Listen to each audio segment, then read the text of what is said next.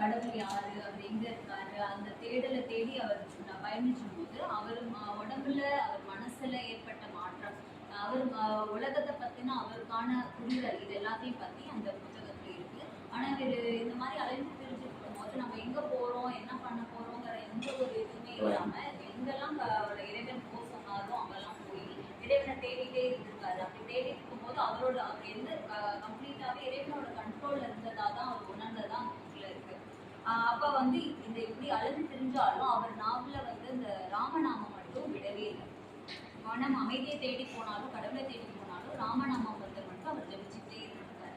அப்ப வந்து இந்த மாதிரி ஜபிச்சுட்டு இருக்கும்போது அவருக்குள்ள ஏற்பட்ட மாற்றம் வந்து நான் அப்படிங்கிறது எதுவுமே கிடையாது, அந்த நான்கிறத அவர் சுத்தமா அகன்றுச்சு அப்படிங்கிறது அந்த புத்தகத்துல புரிஞ்சிருச்சு.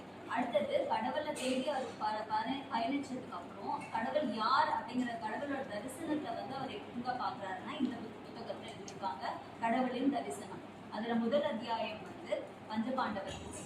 பஞ்சபாண்டவர் குகைங்கிறது மேங்களூர்ல இருந்து 2 மைல் தொலைவுல இருக்கிற கத்திரி மலையோட குன்று மேல அமைஞ்சிருக்கு. அங்க நிறைய குகைகள் இருந்தாலும் நம்ம கப்பா தங்கியிருந்த குகையில இருக்கிறதுல பெரிய குகையா இருந்தது.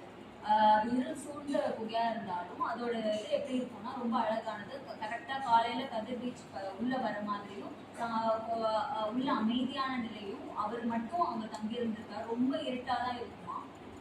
அங்க 3 மாசம் அவர் தங்கி இருந்திருக்காரு. அந்த 3 மாசமும் அவருக்கான இடத்த அவரே அமைச்சிருந்திருக்காரு. என்னன்னா ஒரு சின்ன மண்பானை, அதுல தண்ணி, அப்புறம் செப்பு பாத்திரம், அந்த விளக்கு ஏற்றத்துக்கு எண்ணெய், திரி, இது மட்டும்தான் வச்சுட்டு அதுவே வாழ்ந்திருக்காரு.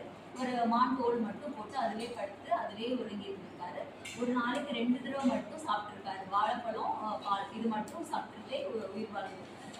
அப்படி இருக்கும்போது அவரை பார்க்கறதுக்கு வந்து நிறைய பேர் வந்து அவரோட ஃப்ரெண்ட்ஸ் எல்லாமே ஊர்ல இருந்து வர ஆரம்பிச்சிருக்காங்க. இந்த இடத்துல அவர் சமயங்களோட ஒற்றுமையை பத்தி